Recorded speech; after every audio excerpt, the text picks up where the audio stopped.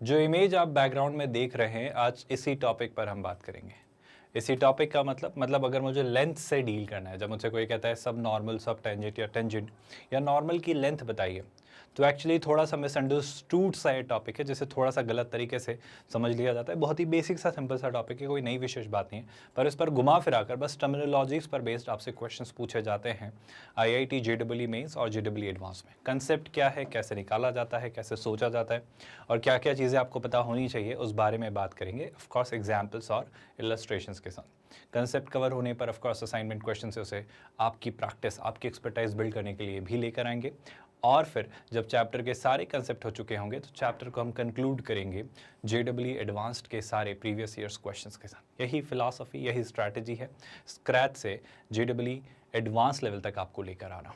ये हम हर एक चैप्टर, हर एक कंसेप्ट के लिए कर रहे हैं। जो शुरुआत हमने कोऑर्डिनेट ज्योमेट्री से की थी वो अब आ चुकी है कैलकुलस पर। इसके बाद vectors in 3 dimensional geometry, then algebra और आखिर मैट्रिको।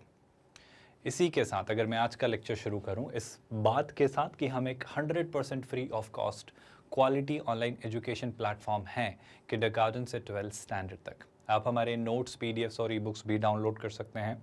इसके लिए आपको इसी वीडियो के डिस्क्रिप्शन में दिए गए लिंक गेट नोट्स पर क्लिक करना होगा।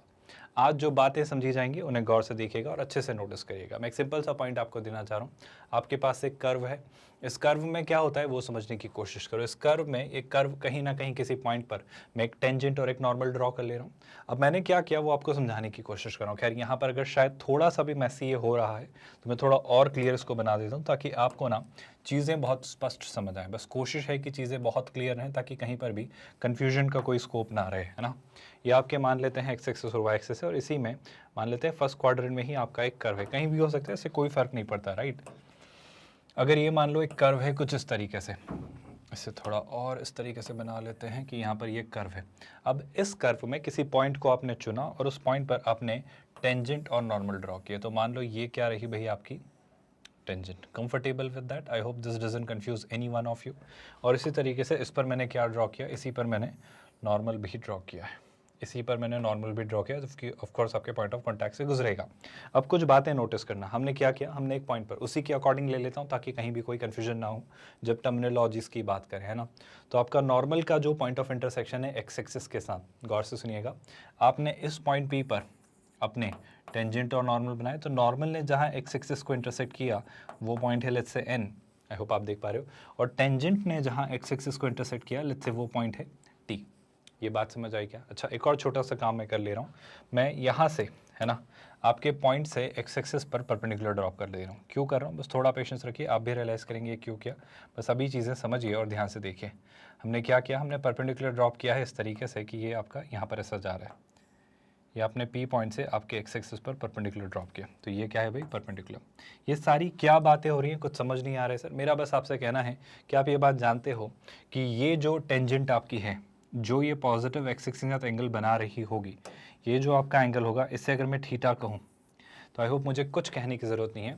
इस लाइन की जो स्लोप है उसे अगर आप m कहें तो उसे आप tan थीटा कह सकते हैं, क्योंकि किसी स्ट्रेट लाइन का पॉजिटिव एक्स एक्सिस से बनाया हुआ एंगल ही आपका ये एंगल होता है। कोई परेशानी तो नहीं? अच्छा, एक और ज़रूरी और विशेष बात जो आप सभी एग्री करेंगे इस बात से कि अगर ये 90 डिग्री है तो ऑफकोर्स ये भी आपका 90 डिग्री है। ध्यान से सुना, अगर ये थीटा है तो शैलाई से ये आपका कितना हो जाएगा, ये आपका 90 माइनस थीटा हो जाएगा। Do you all agree with that? अगर ये 90 माइनस थीटा है तो ध्यान से सोचो, ध्यान से नोटिस करना, ये 90 माइनस थीटा है।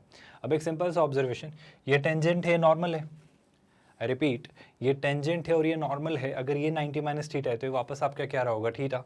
तो शैलाई से यहाँ पर ये जो एंगल रहा होगा ये भी आपका कितना रहा होगा, थीटा। एंड सेम ये एंगल भी आपका 90 माइनस थीटा, मतलब ये एंगल और ये एंगल 90 माइनस थीटा रहे होंगे। मैं बस थीटा भी बता देना चाह रहा हूँ कि ये एंगल थीटा और ये एंगल थीटा क्यों रहा, क्योंकि आपके टेंजेंट और नॉर्मल एक दूसरे पर क्या होते हैं, परपेंडिकुलर। कोई परेशानी इस बात से? एक सिंपल सी सॉर्टेड सी कुछ बातें कही मैंने एक किसी भी कर्व f ऑफ x को लेकर। ये सब क्यों पढ़ रहे हो सर, आप ये सब बातें कर क्यों रहे हो? मेरा कहना है ज़रा पेशेंस के साथ सुनिएगा, बहुत काम की बातें हम करेंगे। मैं शुरू करता हूँ।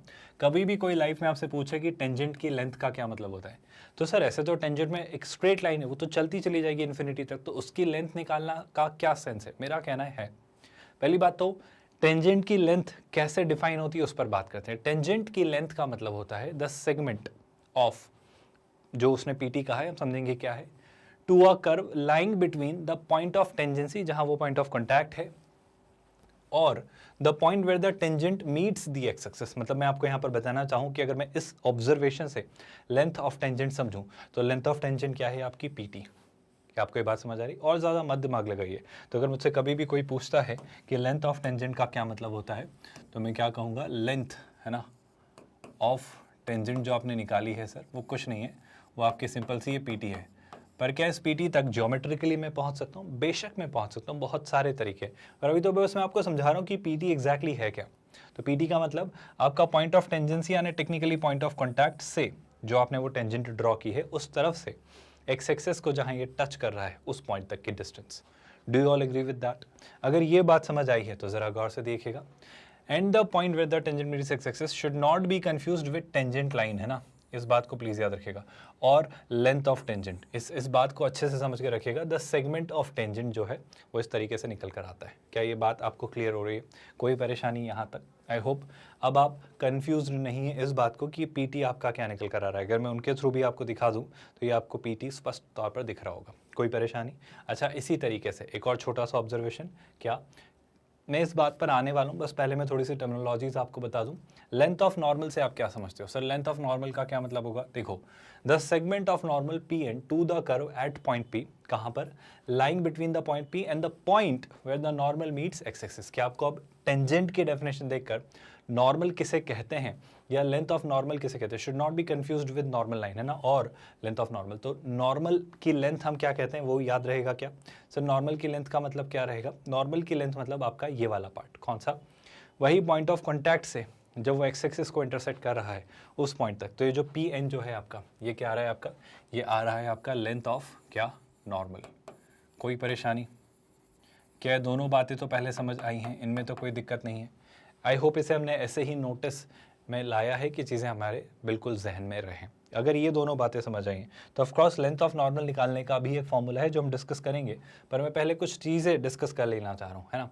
लेंथ ऑफ सब टेंजेंट पर भी बात करते हैं। The projection mind you everyone, projection of length of tangent on the x axis is called the sub tangent और लेंथ ऑफ सब टेंजेंट। यानी कि क्या, अगर मेरे पास जो टेंजेंट है उसका जो प्रोजेक्शन है एक्स एक्सिस पर, I repeat my statement, tangent का प्रोजेक्शन जो है एक्स एक्सिस पर, अभी फिलहाल देखो जरा ध्यान से, यहाँ पर अगर मैं आपको चीज़ें दिखाने की कोशिश करूँ, बहुत ध्यान से नोटिस करिएगा, यहाँ पर है ना, आई एम रियली सॉरी, मैं इसे एस ही कह देता हूँ ताकि आपको चीज़ें बिल्कुल याद रहें। जैसे इस पॉइंट को मैंने कहा एस, क्यों कहा वो सुनना।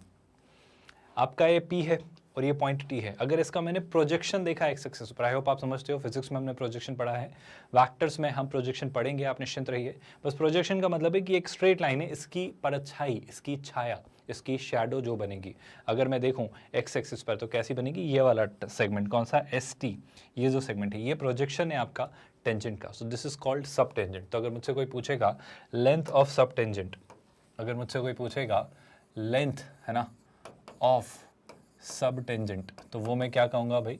वो बस मैं इतनी कहूँगा कि ये जो आपका है कौन सा? एस टी, जो आपका प्रोजेक्शन है आपके टेंजेंट का एक्स एक्सिस पर।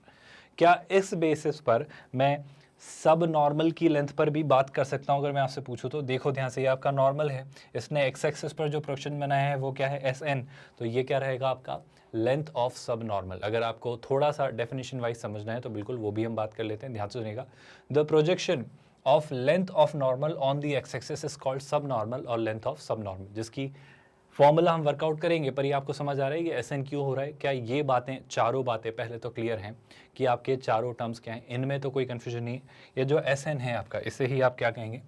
इसे ही आप कहेंगे लेंथ, है ना, ऑफ सब नॉर्मल। अब ये लेंथ होती क्या है, फॉर्मूला क्या होता है, उस पर बात करेंगे, पर पहले तो ये बातें समझ लो कि आपके टेंजेंट और नॉर्मल की लेंथ और सब टेंजेंट और सब नॉर्मल की लेंथ का क्या मतलब होता है। तो ये टर्म सीधे सीधे एग्जामिनेशन हॉल में आप एनकाउंटर करेंगे तो आपको पता होना चाहिए कि इनका मतलब क्या होता है। पहले तो चार बातें समझ आई हैं क्या? ऑफ कोर्स इनकी लेंथ के फॉर्मूले हम डिस्कस कर रहे हैं, जो कि बहुत विशेष मुश्किल बातें नहीं हैं, सुनते जाइएगा। मैं शुरुआत करता हूँ इसी बात के साथ कि आपके टेंजेंट की लेंथ क्या होती है। अब देखो, ट्रायंगल पी एस टी में अगर मैं देखूँ, मैं सीधे सीधे यहीं से दिखा देता हूँ। आपका ट्रायंगल पी एस टी है, मुझे क्या चाहिए? मुझे चाहिए पी टी। मुझे क्या चाहिए? P T. मुझे क्या क्या पता है वो बताओ। मुझे बस इतना पता है कि पी के कोऑर्डिनेट्स क्या होंगे होपफुली, और मुझे क्या पता होगा? मुझे टेन थीटा पता होगा। अगर मुझे इतना पता है कि पी के कोऑर्डिनेट्स क्या हैं, अगर मुझे पी के कोऑर्डिनेट्स पता है, जैसे मैं इसको कह लेता हूँ क्या एक्स कॉमा वाई, पी के कोऑर्डिनेट्स मान लो मुझे पता है एक्स कॉमा वाई, तो आप मुझे बता सकते हो क्या एस पी की लेंथ कितनी है। आई होप आपको पता है जो सर ये लाइन है आपकी एस पी, इसकी लेंथ कितनी है, इसकी लेंथ है आपकी वाई। अरे आप देखो ना, इस P का जो y कोऑर्डिनेट है वो है y, तो जो SP की लेंथ है वो y ही तो है। क्या आप मेरी बात समझ पा रहे हो? तो अगर ये लेंथ y है और आपको हाइपोटेन्यूज तक आना है क्योंकि PT निकालना है, और अगर आपको एक एंगल थीटा पता है इस राइट एंगल ट्रायंगल में, तो क्या आप नहीं निकाल सकते इस हाइपोटेन्यूज को? आई होप आप मेरी बात समझ पा रहे हो। आपको परपेंडिकुलर और हाइपोटेन्यूज से डील करना है। आई होप आप बात समझ पा रहे हो। और परपेंडिकुलर और हाइपोटेन्यूज से डील करने के दरमियान आप परपेंडिकुलर को जानते हैं, हाइपोटेन्यूज को जानना है और एक एंगल जानते हैं, तो साइन थीटा काम में आ जाएगा। क्या आप मेरी बात समझ पाए? तो मैं सीधे सीधे इस पॉइंट को आपको यहाँ दिखा देना चाह रहा हूँ। हमने क्या किया, हमने सिंपल सा ऑब्जर्वेशन किया। अगर मैं यहाँ पर दिखाऊँ तो आपका ये कुछ ऐसा राइट एंगल ट्रायंगल था, अगर आपको याद आ रहा है तो ये आपका पी पॉइंट था, ये आपका पॉइंट आई थिंक एस था जितना मुझे याद आ रहा है, और ये आपका पॉइंट क्या था टी, है ना। ये एंगल आपका थीटा था, आई होप आपको याद आ रहा है। और ये जो लेंथ है आपकी ये कितनी है, ये लेंथ आपको पता है ये वाई है, क्योंकि इसका जो कोऑर्डिनेट है वो है एक्स कॉमा वाई। कोई परेशानी तो नहीं है? अब क्या, अब लेंथ वाइज अगर मैं बात करूँ तो कोऑर्डिनेट कुछ भी हो सकता है, लेंथ वाइज अगर आप बात करें तो आपको मॉड लगाना होगा। आई होप इतनी बात आप डाइजेस्ट कर पा रहे हो, है ना। अब अगर मुझे निकालना है हाइपोटेन्यूज यानी पीटी, तो मैं क्या कहूँगा, सोचो ध्यान से सोचो। अब बताओ साइन थीटा कितना होगा। सर साइन थीटा जो होगा आपका वो होगा, गौर से सुनिएगा, साइन थीटा कितना होगा भाई, P S upon P T. Sine theta कितना होगा, that will be P S upon P T. बिल्कुल सही बात है। अब मुझे कहाँ पहुँचना है, मुझे पहुँचना है पी टी तक। अगर मुझे पहुँचना है पी टी तक तो उसे मैं क्या कहूँगा, P S sine theta. By the way P S कितना है, mod y, so this will be mod y. I hope आपको समझ आ रहा है। और डिनोमिनेटर में साइन थीटा, मतलब वो न्यूमरेटर में जाएगा तो कितना होगा, कॉसेक थीटा। कोई परेशानी इस बात से? आई होप ये इशू तो सॉर्टेड है। एक और ज़रूरी बात, सर मैं कॉसेक थीटा नहीं जानता हूँ, मतलब निकाल सकता हूँ, लेकिन मुझे पता है क्या है, पता है मुझे थीटा पता है, मुझे थीटा पता है, मतलब मुझे इसकी इस लाइन की स्लोप पता है, मतलब मुझे क्या पता है, मुझे टेन थीटा पता है। मुझे टेन थीटा पता है तो कॉट थीटा पता होगा क्या? बिल्कुल पता होगा। अगर टेन थीटा पता है तो कॉट थीटा भी पता होगा। तो कॉसेक थीटा को अगर मैं अपनी आइडेंटिटी यूज़ करूँ तो आई होप आपको आइडेंटिटी याद है कौन सी। अगर पीटी को जो मैं लिखना चाह रहा हूँ तो मॉड वाई तो लिख रहा हूँ, लेकिन कॉसेक थीटा को अपनी आइडेंटिटी के अकॉर्डिंग क्या लिख ले रहा हूँ मैं, 1 प्लस कॉट स्क्वायर थीटा का अंडर रूट। क्या आप मेरी बात समझ पाए? 1 प्लस कॉट स्क्वायर थीटा, क्या कॉट स्क्वायर थीटा को 1 अपॉन टेन स्क्वायर थीटा लिख सकता हूँ। अब टेन थीटा क्या होता है, स्लोप, जिसे हम कैसे जानते हैं, जैसे हम जानते हैं sir d y by d x के तौर पर, अगर आप भूले नहीं हो तो ऑफकोर्स किस पॉइंट पर, इस एक्स कॉमा वाई पॉइंट पर। तो कॉट थीटा को 1 अपॉन टेन थीटा लिखा, और टेन थीटा होता है d y by d x, तो कॉट थीटा क्या हुआ, d y by d x का रेसिप्रोकल। तो जो लेंथ आपकी फाइनली आ रही है वो है mod y into 1 plus cot theta यानी क्या, d x by d y का क्या, स्क्वायर। और ये किस में आने वाला है भाई, अंडर रूट में। ये जो एक्सप्रेशन आया है आपका, ये क्या हुई भाई, ये आपकी टेंजेंट की लेंथ है। तो मैं कहूँगा बिल्कुल फॉर्मूला आप याद रखिए, पर नहीं रख पाएँ तो कैसे बनता है वो भी याद रखिए, ताकि आप उसे क्रिएट करके जो अप्रोच है लॉजिकल वो आप अप्लाई करके अपने आंसर्स निकाल पाएँ। क्या ये पूरी कहानी समझ आई? I hope you have understood और गॉटन द सेंस कि इस तरीके से अब मैं नॉर्मल की लेंथ तक कैसे पहुंचूंगा। आई होप अगर टेंजेंट की लेंथ का ओपिनियन क्लियर है तो नॉर्मल की लेंथ पर बात करते हैं। फिर वही बात मैं चीज़ें समझाने की कोशिश करता हूँ। नॉर्मल की लेंथ में मुझे क्या चाहिए था, सर नॉर्मल जा रहा था आपका पी पॉइंट से कहाँ तक, एन तक। आई होप आपको कहानी याद है। और इसमें क्या ट्विस्ट था, इसमें ट्विस्ट ये था कि ये एस पर जो इंटरसेक्ट कर रहा था एक्स एक्सिस पर, यहाँ पर मुझे ये एंगल पता है थीटा। अब गौर से सुनना, बहुत सिंपल सी बात है, मुझे थीटा पता है, मुझे मतलब टेन थीटा पता है, टेन थीटा मतलब मुझे d y by d x पता है। अब सुनिएगा ध्यान से, मुझे कहाँ जाना है, मुझे पी एन को जानकारी चाहिए। मुझे पी एन की जानकारी से पहले क्या मैं पी एस को जानता हूँ? सर पी एस जो है आपका वो वापस कितना है, मॉड वाई, भूले तो नहीं हो। फिर वही बात, मुझे थीटा पता है, बेस पता है, हाइपोटेन्यूज तक जाना है। बेस और हाइपोटेन्यूज के लिए कौन हेल्प करेगा? सर बेस और हाइपोटेन्यूज के लिए मेरे ख्याल से सबसे, आई होप आपको दिख रहा है ये थीटा है आपका, तो थीटा के लिए ये बेस है और ये आपका हाइपोटेन्यूज है। तो बेस और हाइपोटेन्यूज के लिए मेरे ख्याल से कॉस थीटा से अच्छा कुछ नहीं होता। तो यहाँ पर मैं क्या लिखूंगा, गौर से सुनिएगा, मैं पिक्चर में ला रहा हूँ कौन, कॉस थीटा को। इस पार्ट को भी थोड़ी देर के लिए अवॉइड करिए, आप इसे देखें। कॉस थीटा कितना होगा, बेस अपॉन हाइपोटेन्यूज यानी P S upon P N. ये कितना हो जाएगा, P S upon P N. P N को यहाँ ले आता हूँ क्योंकि पी एन मुझे चाहिए। और पी एस कितना है भाई, पी एस आपका है मॉड वाई, और कितना यहाँ पर आ जाएगा आपका डिनोमिनेटर में कॉस थीटा, जो कि न्यूमरेटर में आकर कितना हो जाएगा, सेक थीटा। क्या फिर से अपनी ट्रिगो की आइडेंटिटी यूज़ करके हम चीज़ें वर्कआउट कर सकते हैं, क्योंकि सेक स्क्वायर थीटा होता है 1 प्लस टेन स्क्वायर थीटा। क्योंकि मैं 10 में चीज़ें चाहूँगा, क्योंकि मुझे 10 पता है, तो पी एन कितना होगा, mod y under root over 1 plus tan square theta, जहाँ से मैं फाइनली अगर पहुँचूँ तो क्या मैं वर्कआउट कर पा रहा हूँ कि पी एन आपका क्या है, वो है mod y times under root over 1 plus tan theta कितना होता है, d y by d x, so this will be d y by d x का whole square inside an under root. अब आपसे मैं एक सिंपल सा ऑब्जर्वेशन पूछूं तो क्या आप देख पा रहे हो? सर देखो ध्यान से नोटिस करो, आपका जो टेंजेंट का लेंथ था वो भी कुछ ऐसा ही था, mod y times under root over 1 plus d x by d y का होल स्क्वायर। टेंजेंट में आपका ये कुछ ऐसे आया, लेकिन जब आपने नॉर्मल की बात की तो कुछ ज़्यादा चीज़ें नहीं बदली। अगर मैं आपको याद रखवाने की बात करूँ तो आपका फॉर्मूले में क्या मेजर सा चेंज आया, वो रहा वही मॉड वाई टाइम्स, लेकिन इस बार क्या रहा, 1 plus d y by d x के स्क्वायर का होल एक्सप्रेशन का under root. Everyone with me so far? कोई बड़ा बदलाव नहीं है, कोई विशेष चेंजेस नहीं है। यहाँ से अगर मैं आगे बढ़ूँ तो क्या मुझे प्रोजेक्शन निकालने में बहुत मुश्किल आएगी? क्या प्रोजेक्शन निकालना बहुत टफ या बहुत चैलेंजिंग टास्क है? आई थिंक सर ये तो आसान है, क्योंकि अब हम चीज़ें निकालना जान चुके हैं। और सबसे ज़्यादा ज़रूरी हेल्प कौन कर रहा है मुझे इस पॉइंट का? वाई कोऑर्डिनेट, और वो एंगल थीटा। आपको बात समझ आ रही है? चलो यहाँ से अगर मैं बढ़ता हूँ अब किसके पास, अब मैं जाता हूँ लेंथ ऑफ सब टेंजेंट के पास। जब लेंथ ऑफ सब टेंजेंट जाननी है तो सब टेंजेंट कैसे मिलेगी? फिर से वही बात है ना, सब टेंजेंट कहाँ मिलेगी? जैसे ये आपकी पी टी था, ये आपका एस था, मतलब ये पी था, ये आपका टी था और ये आपका एस था। तो अब मुझे क्या चाहिए? अब मुझे टी एस के बारे में जानकारी चाहिए। अब मुझे टी एस को जानना है। अब टी एस या एस टी को अगर मुझे जानना है तो पी टी मुझे पता है क्या? आई थिंक पता है, अगर आप याद करें तो आपको पता है पी टी। खैर आपको मान लो नहीं पता है, मैं तो डायरेक्ट पी एस के साथ ही चलता हूँ। तो पी एक पॉइंट है जिसके कोऑर्डिनेट्स क्या है, एक्स कॉमा वाई। तो जो पी एस की लेंथ आप निकालने में इंटरेस्टेड है वो कितनी आती है सर? वो आपकी आ जाती है मॉड वाई, भूले तो नहीं हो।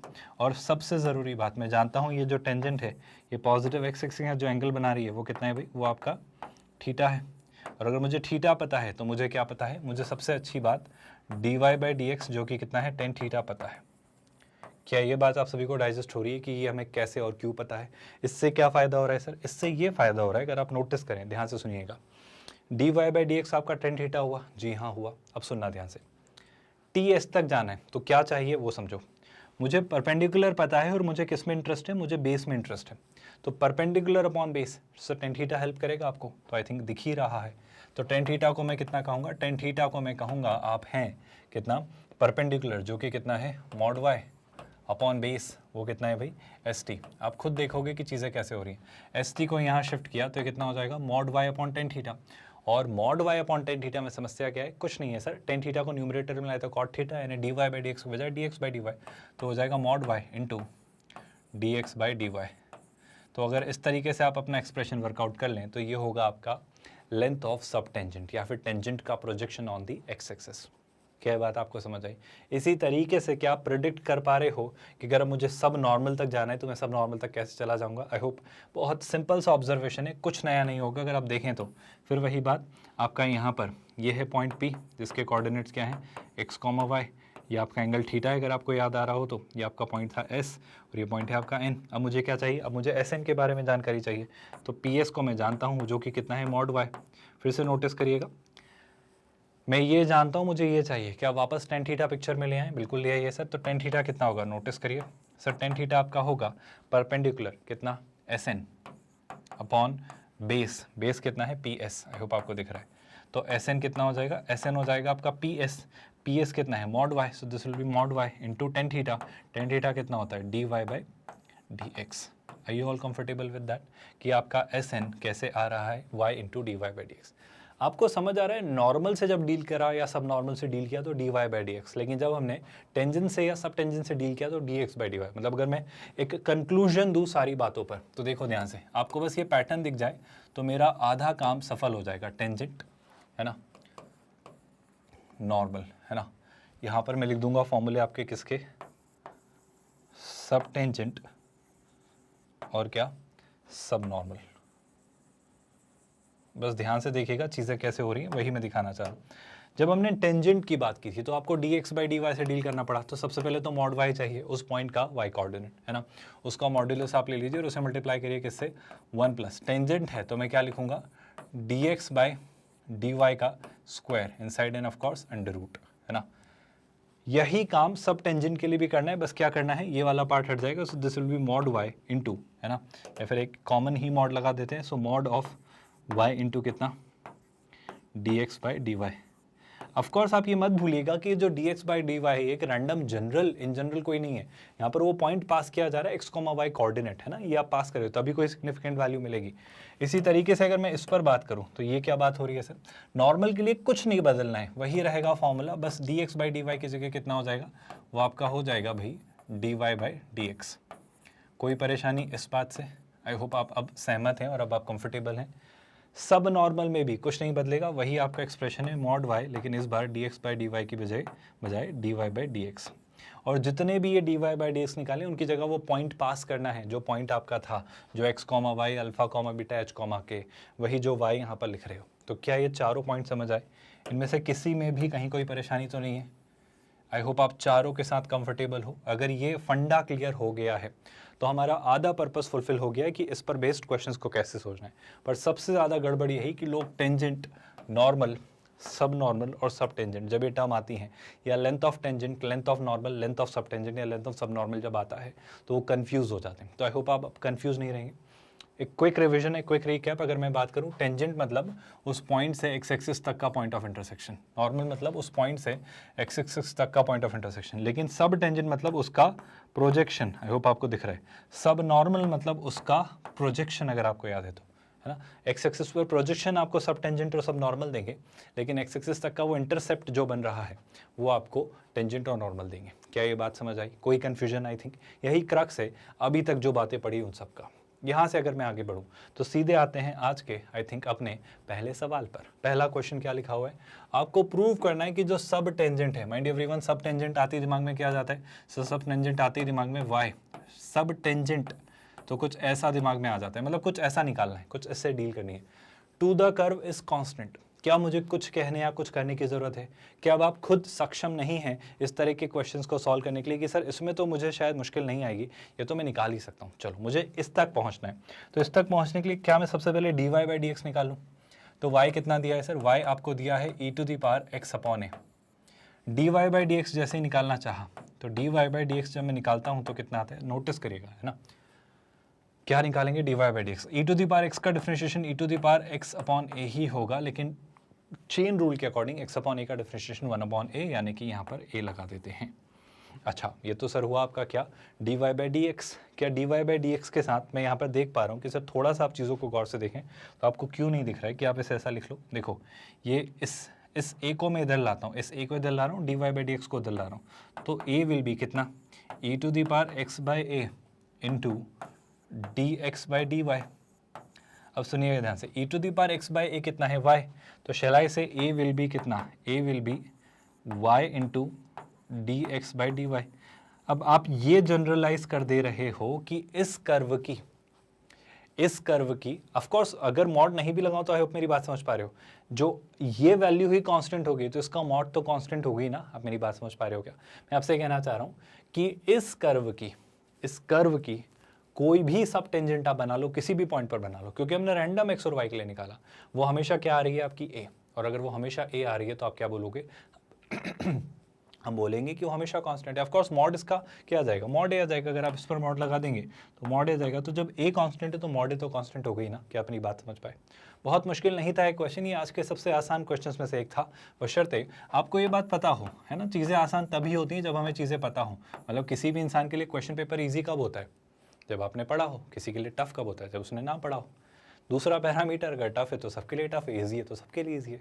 तो लाइफ सॉर्टेड है साहब, आप बस अननेसेसरीली उसे कॉम्प्लिकेट करते हैं। One of my favourite tech talks is, मैं एक छोटी सी बात आपसे शेयर कर रहा हूँ, एक ज़रूरी बात है, कभी जीवन में वक्त मिले तो अप्लाई करिएगा। एक अच्छी टेक टॉक है जो मैंने कभी देखी है, जो मैं चाहूँगा आप भी देखें। Life is simple, we make it complicated, है ना। Life is simple, we make it complicated. बस ये थोड़े से कीवर्ड्स डालिएगा, आपको मिल जाएगी ये टेड टॉक। बहुत अच्छी टेड टॉक है, वी मेक इट कॉम्प्लिकेटेड, है ना। कॉम्प्लिकेटेड वर्ड ही मैंने कॉम्प्लिकेट कर दिया, चलो ठीक है ना। जैसे मुझे मेरे टीचर्स ने ऐसा सिखाया है कि genius is keeping complex things easy, not easy things complicated. मतलब इंटेलिजेंस तो वही है ना जो टफ से टफ चीज़ों को भी आसान बना दे, ना कि उल्टा आसान चीज़ों को भी बेवजह घुमा दे। तो आई होप आप इंटेलिजेंस की तरफ बढ़ रहे हैं, आप बुद्धिमत्ता की तरफ बढ़ रहे हैं, आप अपने अंदर वाइसनेस डेवलप कर रहे हैं। वाइसनेस पता नहीं वर्ड होता है नहीं, बट फिर भी मेरा पॉइंट आप समझ पा रहे हो। ये टेड टॉक देखना कभी वक्त मिले तो, है ना। लाइफ इज सिंपल, या फिर ऐसा कुछ है, life is easy, we make it complicated. Search करिएगा, बहुत अच्छी टेड टॉक है, ध्यान से सुनिएगा। चलो यहाँ से आगे बढ़े, ये क्वेश्चन क्लियर है क्या? चलो नेक्स्ट क्वेश्चन क्या आ रहा है? नेक्स्ट क्वेश्चन अगर देखा जाए तो ये रहा भाई। इसमें क्या बोल रहा है वो, आप पढ़ते जाइए, आपको चीज़ें खुद क्लिक कर जाएंगी और कुछ नहीं करना है, बस कीवर्ड्स क्रैक करिए, टर्म्स उठाइए कि कौन कौन से कीवर्ड्स पर बेस्ड ये क्वेश्चन है। जैसे कि determined the value of P, तो पी ढूंढना है कैसे? सब टेंजेंट पिक्चर में आ गई, और सब टेंजेंट पिक्चर में आ गई तो मेरे दिमाग में तो फॉर्मूला घूम गया sir, y dx by d y का मॉड, पहुंचेंगे इस तक, है ना। एंड सब नॉर्मल, अच्छा सब नॉर्मल भी पिक्चर में आ गया, तो जैसे जैसे मैं कीवर्ड पढ़ूंगा मेरे दिमाग में पिक्चर घूमेगी। सब नॉर्मल क्या हो जाएगा? y dy by d x. ये दोनों इक्वल हैं किस कर्व के लिए? इस कर्व के लिए। किस पॉइंट पर? 0,1 पर। क्वेश्चन खत्म हो गया अगर आप चीज़ें देख पाए तो। क्यों क्वेश्चन खत्म हो गया सर? ये कर्व है और ये पॉइंट है, एक काम करते हैं, निकालते हैं क्या? सब टेंजेंट, सब टेंजेंट हो या सब नॉर्मल, मुझे d y by d x से तो डील करना है ले देकर। चलो डील करते हैं, है ना।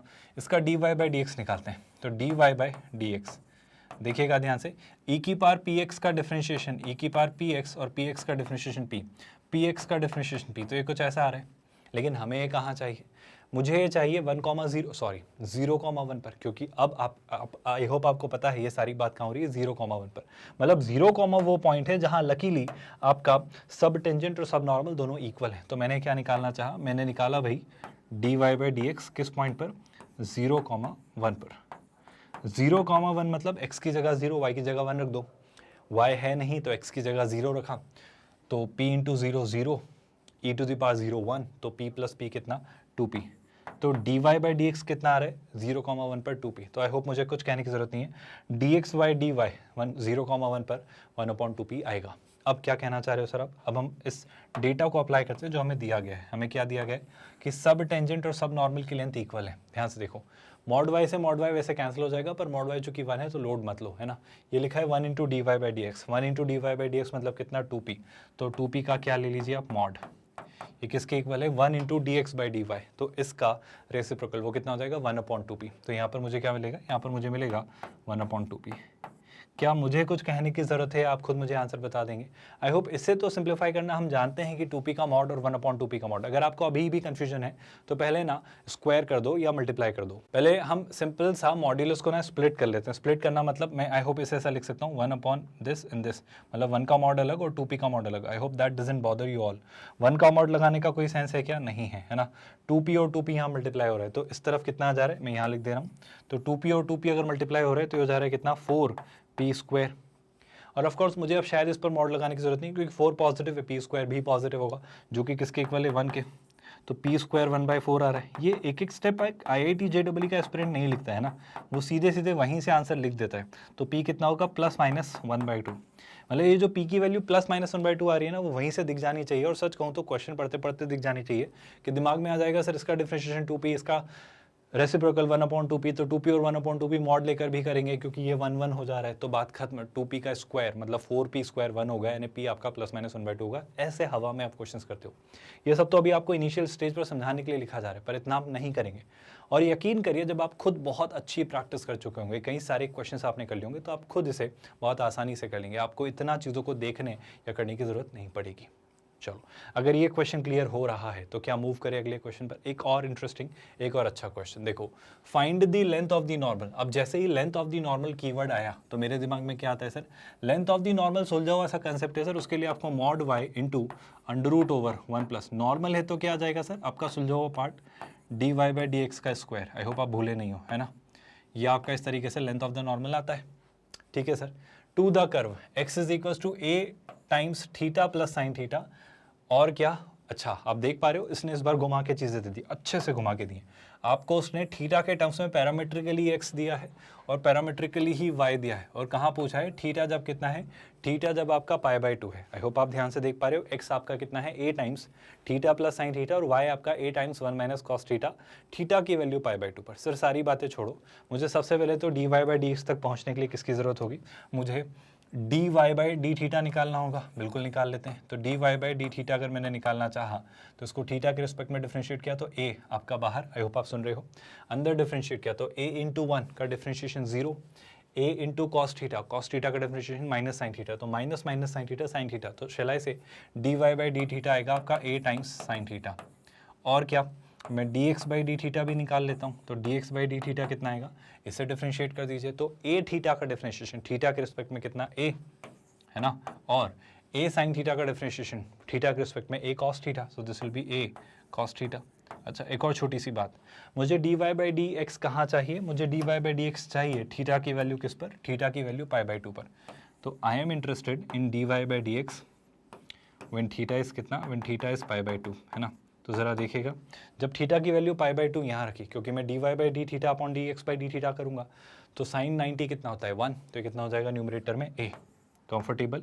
डिनोमिनेटर में कॉस 90 कितना होता है 0, तो ये बचेगा ए, तो ये कितना हो जाएगा ए अपॉन ए, यानी ये मुझे कितना मिला 1, बहुत बढ़िया। अभी क्या, अब एक छोटी सी बात, मुझे बता सकते हो उस पॉइंट के कोऑर्डिनेट कितने होंगे जिस पर आप निकाल रहे हो।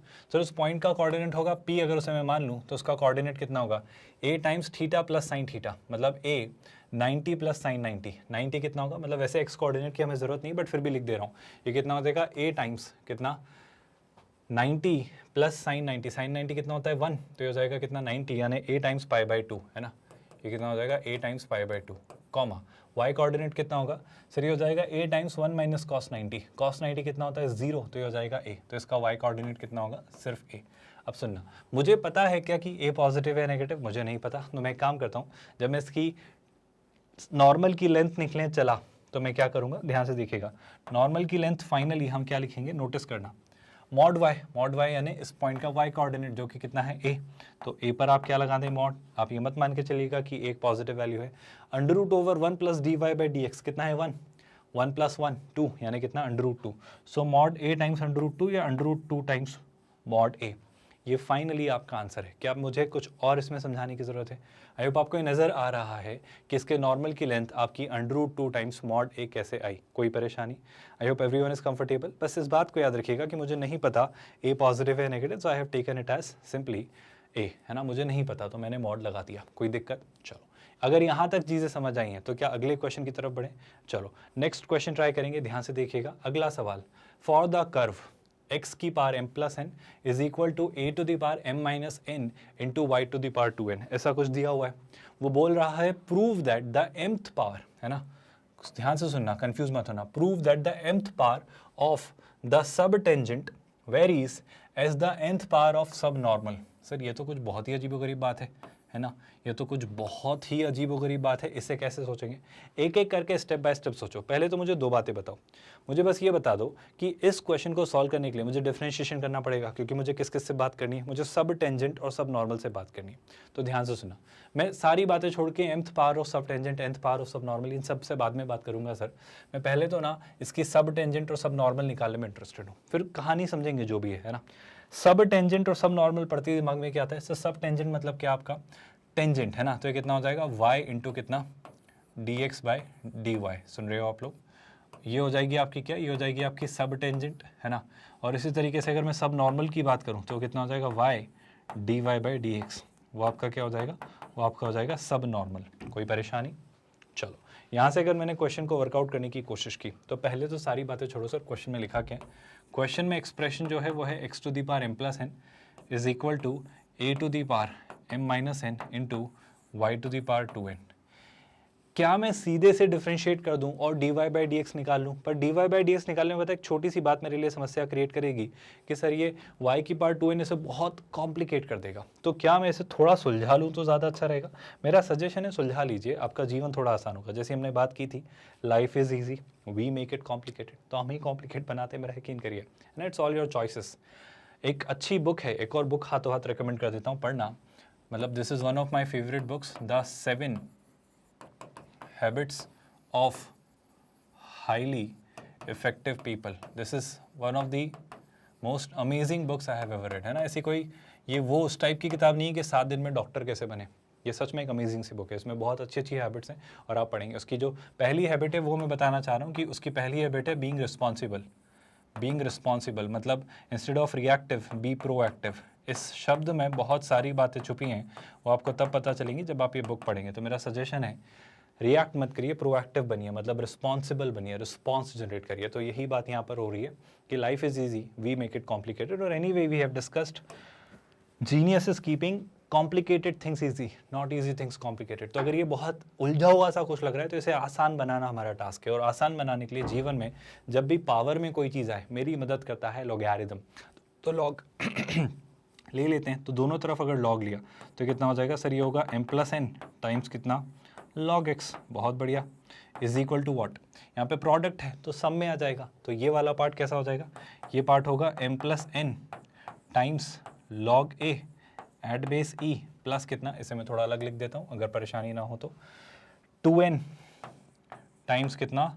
log y at base e. Everyone with me? Comfortable? यहाँ तक तो कोई डाउट नहीं है। अब सोचना शुरू करते हैं, सर अभी ना dy बाई डी एक्स आसानी से निकाल पाएंगे, क्यों? m+n कांस्टेंट है, log x का डिफरेंशिएशन 1/x, आपको रियलाइज हो रहा है। तो ये लेफ्ट हैंड साइड पर क्या आएगा? m+n अपॉन में कितना? x। इतना सुलझा हुआ पार्ट है। ये पूरा पार्ट कांस्टेंट है जनाब, जहाँ ये प्रोडक्ट में कुछ तो भी बनता, इसको कितना सुलझा दिया लॉग ने? दिस एंड दिस पूरा कांस्टेंट, जीरो। फिर क्या? 2n। अब बताओ, चेन रूल लगाएंगे। मान लो ये log y लिखा हुआ है, तो log y का डिफरेंशिएशन कितना? 1/y। तो ये कितना हो जाएगा? 2n/y। आई होप आप सुन रहे हो। तो यहाँ पर क्या मिलेगा? यहाँ पर आपको मिलेगा 2n/y। एक और छोटी सी चीज़ मिलेगी कि चेन रूल के अकॉर्डिंग y को भी डिफरेंशिएट करेंगे, जो कि कितना होगा? जो कि आपका होगा dy/dx। कंफर्टेबल सो फार?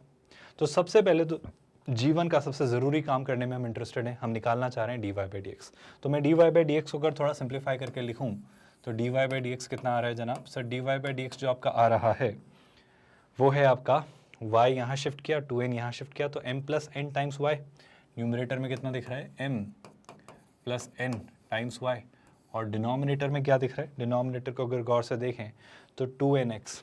ये कितना दिख रहा है? 2n टाइम्स x, है ना? ऐसा मैं लिख दूँ। पहले तो मुझे ऑनेस्टली बताइए, ये जो dy/dx हमने लॉग लेकर इतने सुलझे हुए मैनर में निकाला, इसमें तो कोई परेशानी नहीं है। अब मैं आपसे आता हूँ इस बात पर कि अब जो वो कह रहा था, nth पावर ऑफ सब tangent and nth power of सब नॉर्मल, जरा सब टेंजेंट और सब नॉर्मल निकालते हैं। सब टेंजेंट क्या होगा? कुछ नहीं होगा सर, देखो ध्यान से नोटिस करना। ये लिखा है mod y इंटू dx/dy और ये लिखा है mod y इंटू dy/dx।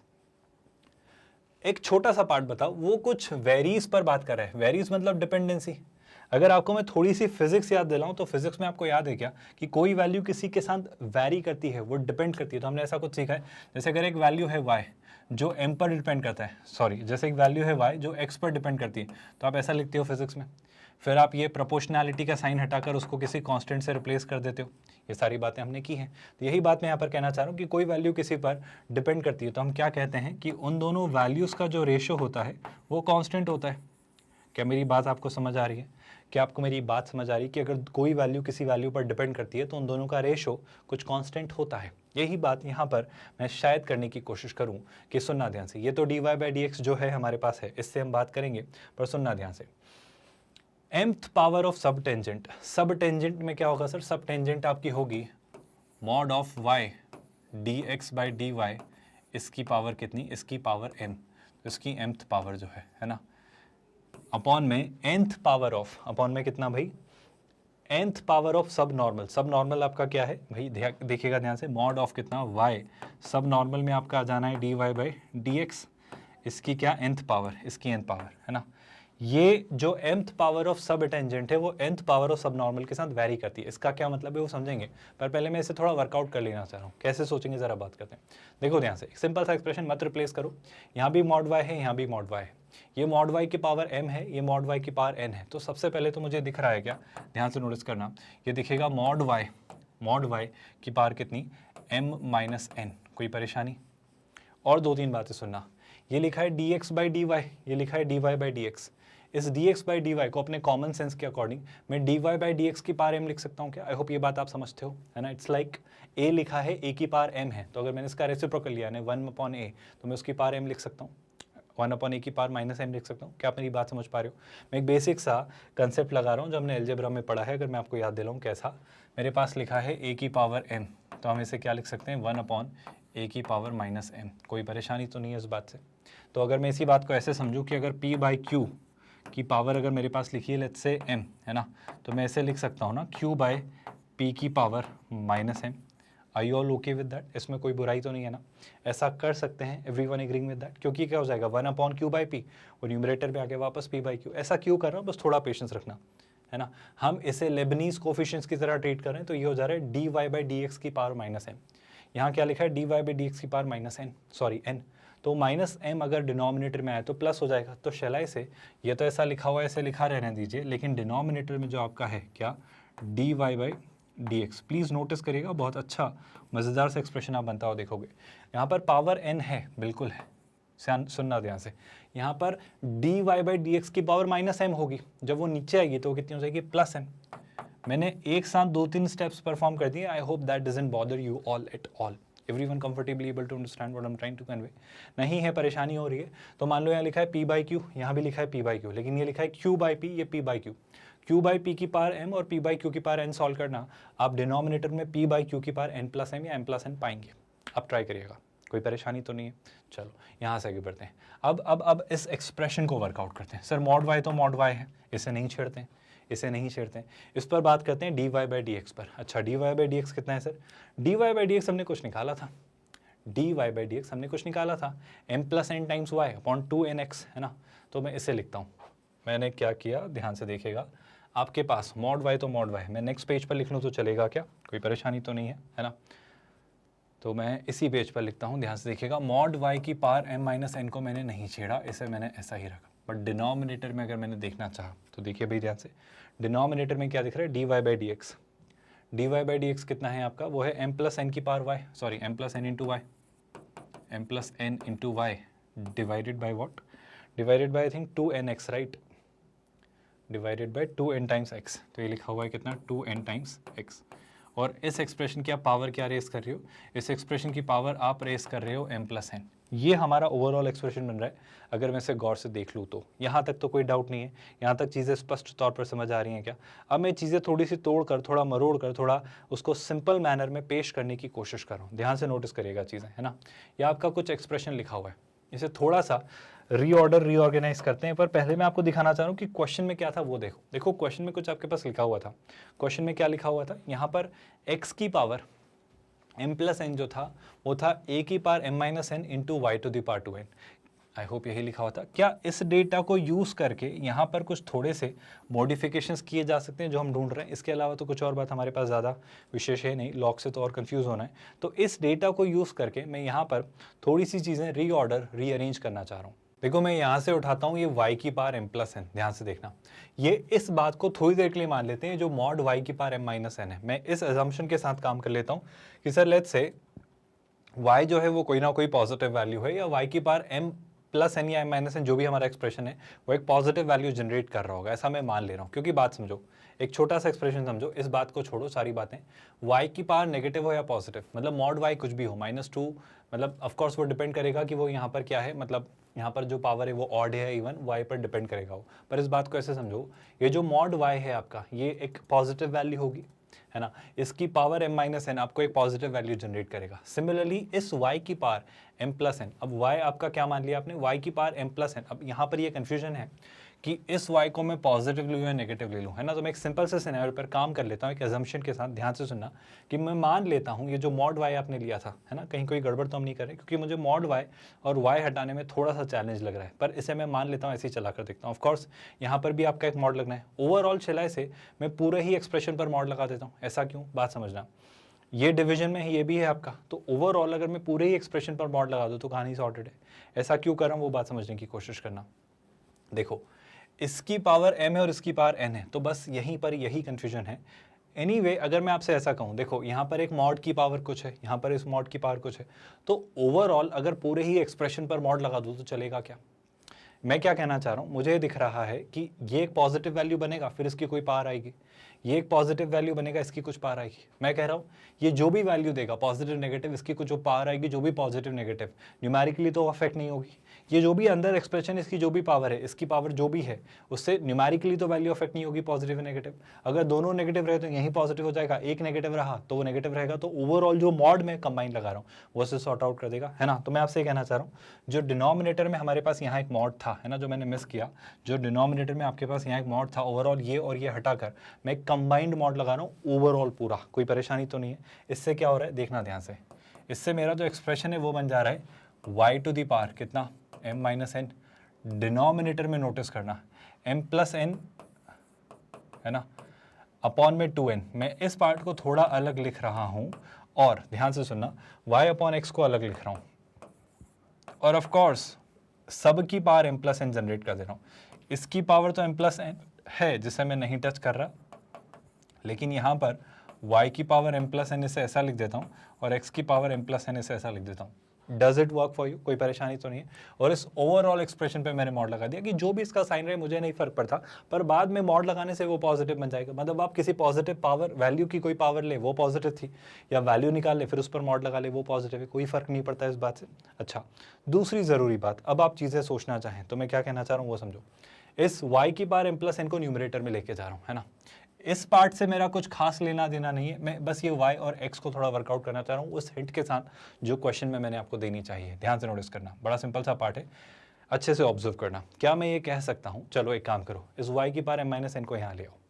देखो क्या ये ऐसा दिख रहा है, अगर आपको यहाँ पर थोड़ा भी कन्फ्यूजन है तो y की पावर m माइनस एन को यहाँ लाए तो हो जाएगा 1 अपॉन कितना, ये तो एक्सप्रेशन है ही जिसे मैं अब बार बार नहीं लिखना चाहूँगा, मैं बस इसी बार लिख रहा हूँ m प्लस एन अपॉन कितना 2n, और इस होल एक्सप्रेशन की पावर कितनी है m प्लस एन। ये बात आपको समझ आई क्या। यहाँ पर देखना y की पावर m प्लस एन, ये डिनोमिनेटर में है तो y की power m plus n minus m plus n, आप सुन रहे हो क्या। तो कितना हो जाएगा, ये हो जाएगा आपका y to the power 2n। क्या आप मेरी बात समझ पा रहे हो। और डिनोमिनेटर में कितना है x की पावर m प्लस एन।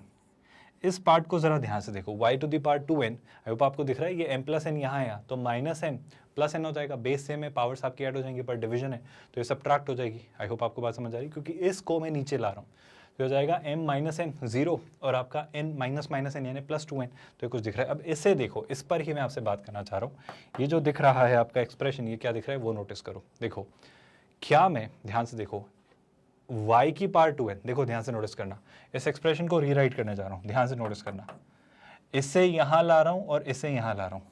देखो y to the power 2n है ना अपॉन में कितना x to the power m plus n, x to the power m plus n will be equal to 1 upon a to the power m minus n. इसे उल्टा करके अगर लिखा तो a to the power n minus m लिखूँ तो चलेगा क्या। आई होप आपको बात समझ आ रही है।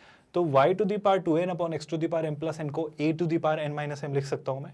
यही बात मैं यहाँ पर आपसे करने की कोशिश कर रहा हूँ कि इस एक्सप्रेशन को मैं लिख सकता हूँ a to the power n minus m, यानी फाइनली जो एक्सप्रेशन बन रहा है, ध्यान से गौर से सुनिएगा, जो ओवरऑल कंक्लूजन है मेरा वो क्या, देखो ये ऐसा ही लिखा रहने दो, इसे आप 1 रखिए, इसे आप डिनोमिनेटर में रखिए, कोई विशेष बदलाव नहीं, बस मैं आपको दिखाना चाह रहा हूँ कि ये कांस्टेंट क्यों है।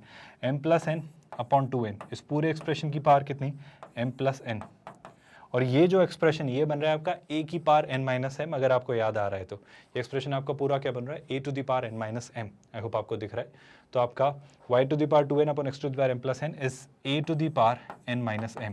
जिसे आप चाहें तो न्यूमरेटर में ले आएँ तो वो हो जाएगा a to the power m minus n। ये कितना हो जाएगा a to the power m minus n। अब ज़रा गौर से देखिए इस एक्सप्रेशन को, इसमें कहीं भी x और y है क्या, मतलब आप देखो ना इसमें कहीं भी x और y है क्या। मैं आपसे ये कहना चाह रहा हूँ कि आपने क्या किया था, आपने ये निकाला था सर कि आपकी mth power of subtangent upon nth power of सब नॉर्मल। आपने जब इसे निकाला, जब इनका रेशो निकाला तो वो रेशो क्या आया, कांस्टेंट, क्योंकि a m n ये सारी वैल्यूज कांस्टेंट है तो दिस इज समथिंग कांस्टेंट। तो मैं ये प्रूव कर पाया कि आपकी mth power of subtangent upon mth power of सब normal is a constant value, is a fixed value. तो ऑफ कोर्स ये इसके साथ वैरी करती है, क्योंकि this will be equal to something constant into this. तो जैसे जैसे ये वैरी करेगा वैसे वैसे ये वैरी करेगा। So are you able to digest कि हमने इस क्वेश्चन को थोड़ा सा फिजिक्स का अपना बेसिक कंसेप्ट यूज करके, या वेरिएशन की कोई चीज़ किसी पर डिपेंड होती है तो वेरिएशन का लॉजिक क्या होता है उससे कैसे प्रूव किया। बड़ा बेसिक सा थॉट था और आई थिंक मुश्किल क्वेश्चन ये नहीं था अगर आप चीज़ें स्मूथली सोचे तो। अगर यहाँ तक बात समझ आई है तो थोड़ा आगे बढ़ते हैं अगले क्वेश्चन की तरफ। आई होप अब आप सब टेंजेंट, सब नॉर्मल और टेंजेंट की लेंथ को लेकर कंफ्यूज्ड नहीं है। Well here comes your first question for the day. Assignment question की अगर मैं बात करूँ तो बोल रहा है कर्व है आपका y equals to a ln x square minus a square. ln का मतलब होता है log b e। लॉग जब आप लेते हैं किसी का भी, है ना, जब बेस ई पर लेते हैं तो आप उसे ln x लिखते हैं, बस एक तरीका है, याद रखिएगा. Show that the sum of the lengths of tangent and subtangent at any points is proportional, mind you everyone, ये वर्ड हमने पढ़ा है, product of coordinates of point of tangency. तीनों बातें. पहले तो क्या निकालना, टेंजेंट, टेंजेंट की लेंथ और सब टेंजेंट की लेंथ जो आप जानते हो उनका सम निकाल लेना. किसी भी पॉइंट पर, मतलब in general ordinary x comma y पर, है ना, वो प्रोपोर्शनल है, मतलब वो जो उन दोनों का रेशो है वो कुछ फिक्स्ड वैल्यू है. 2, the product of coordinates of point of tangency, जो पॉइंट ऑफ टेंजेंसी है उसके प्रोडक्ट क्या होंगे, एक्स कॉमा वाई, तो एक्स और वाई का जो प्रोडक्ट है वो उन दोनों के सम के इक्वल होगा.